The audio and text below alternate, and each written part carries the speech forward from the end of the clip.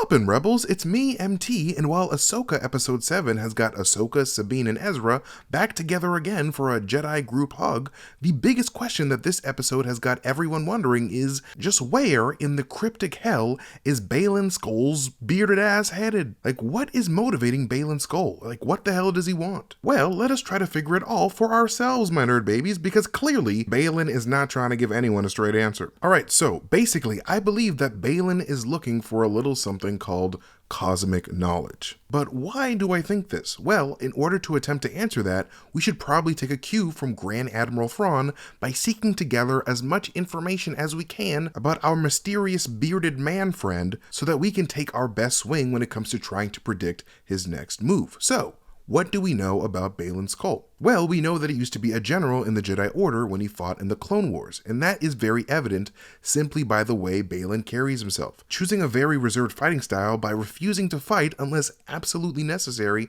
very much reflects his past Jedi training on Coruscant. And because of this, Baylan is a man who has a significantly strong respect for life, and truly despises the act of taking a life, even when he believes that he has to. And if it wasn't for Ahsoka being a potential threat to his mysterious plans, Baylan would have much rather preferred that Ahsoka lived, because he truly believes that there are too few Jedi in the universe following Palpatine's purge, which establishes that Baylan is a man who misses the Jedi's influence on the galaxy, even though he himself refuses to continue practicing the Jedi way. In a past Ahsoka episode, Baylan tells Shin that he misses the Jedi Order not for the arrogant, overly religious cult that they became due to their own willful ignorance towards how their own deep fears of the dark side were manipulating them into becoming soldiers, but for the ideals that the Jedi were initially supposed to stand for. That's what he liked more. The overall preservation of life and the spreading of enlightened wisdom. Baylan seems to embody these peacekeeping ideals quite well for the most part, when he's not murdering people, especially in the realm of enlightened wisdom,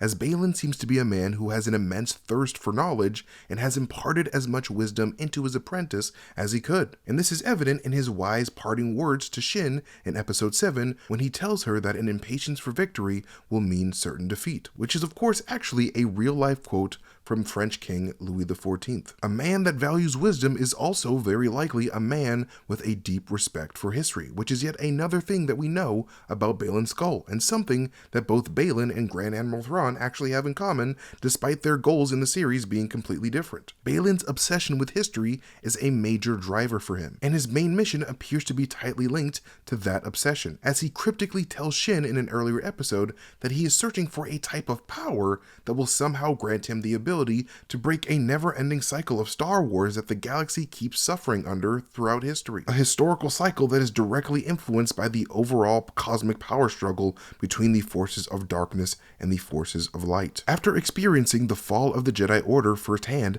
Baylan Skoll turned to the history books in an attempt to try to make sense of his crumbling reality. And while being well-read in past events is extremely wise because those who are ignorant of the past are doomed to repeat it, it stops being a wise action when one lets their obsession with the past give them a crippling fear of the future. And I believe that specific fear is what has led Baylan down his own dark-sided path. I mean, hell, even the legendary Luke Skywalker accidentally makes the same damn mistakes in the sequel trilogy when his own obsession with studying the ancient Jedi texts is what actually gives him his deep fear of accidentally creating another Darth Vader. And it is that fear that manipulated Luke into almost killing a young Ben Solo in his moment of weakness, which then caused the very thing that he feared to happen: the creation of a new Darth Vader via Kylo Ren. But anyways, this all being said, knowing that Baylan is a well-read former Jedi with a deep understanding of galactic history who has adopted the darker side of the Force as his ally,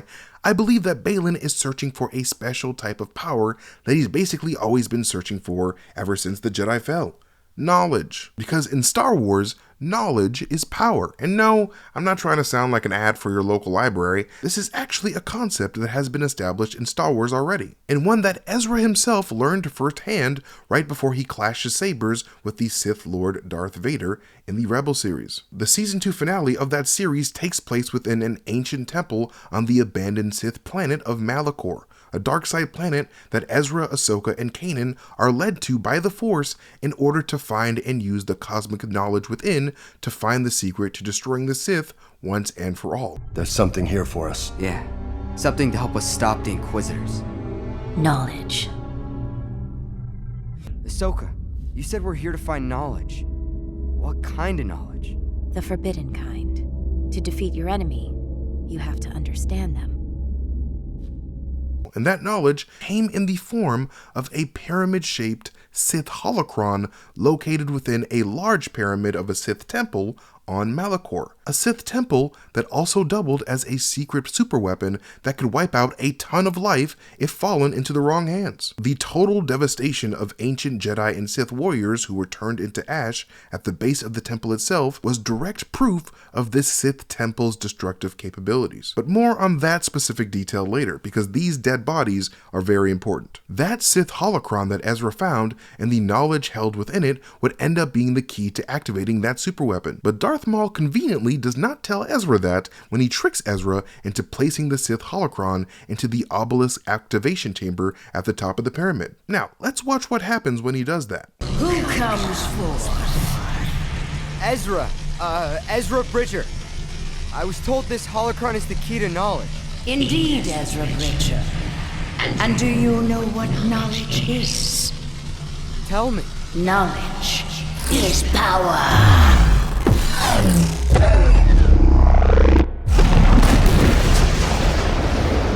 The mysterious presence within the Sith temple itself essentially tells Ezra that the cosmic knowledge from within the Sith holocron was the key to the temple's superweapon's destructive power. And this is the very same type of cosmic knowledge that I believe Baylan could potentially be searching for on the planet of Peridea. But just how can a tiny pyramid-shaped holocron of knowledge contain that much power? And how could the answer to that question possibly explain to us how Ahsoka got to the world between worlds a few episodes ago? Well, in Star Wars, holocrons are basically objects that held a massive concentration of the Force, and the Jedi and Sith each had their own types of holocrons, with the Jedi holocrons having a blue and circular form, and Sith holocrons being red and more triangular in shape. Because of this massive concentration of Force energies that these objects hold, holocrons have a deep connection to an aspect of the Force called the Cosmic Force, which in Star Wars is the part of the Force that is the #1 source of knowledge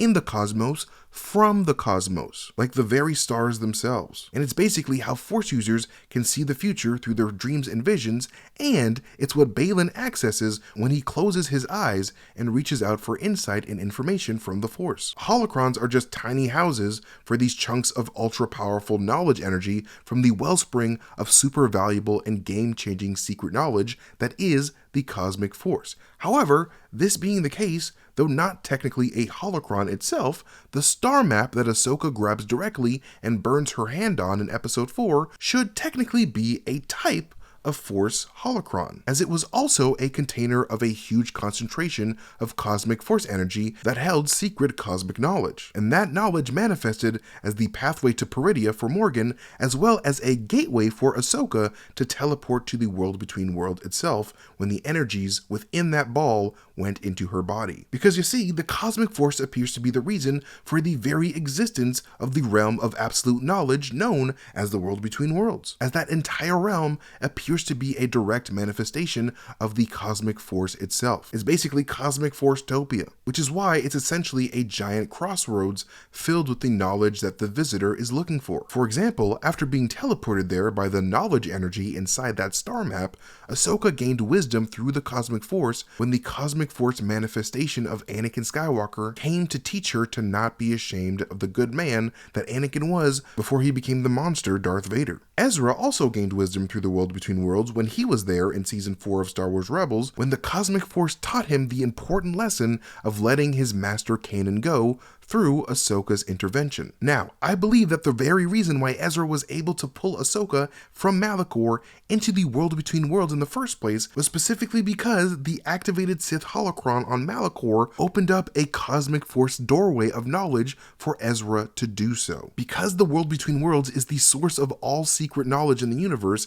as a manifestation of the Cosmic Force, it makes sense that powerful Cosmic Force objects like holocrons and star maps can act as gateways to the world between worlds itself. Ezra pulls Ahsoka into the world between worlds from behind from a triangular doorway because the Sith holocron on Malachor was directly behind her in that moment. The holocron is the portal, Okay, this all being said, I believe that Baylan Skoll is looking for this specific type of cosmic force knowledge power in order for him to tap into the world between worlds to craft a new beginning in this new galaxy as its new all-powerful and all-knowing ruler, while Thrawn and Shin have their fun back in his home galaxy. And I believe that Baylan is specifically using his deep knowledge of history to do this, specifically his knowledge of the history of an ancient race of powerful force wielders called the Zeffo, introduced in the Star Wars Jedi Fallen Order video games. If you watched my last Ahsoka video, you'll remember how I brought up how the temple Thrawn and the Great Mothers are stationed at is covered in the ancient language of these Zeffo people, and how the influence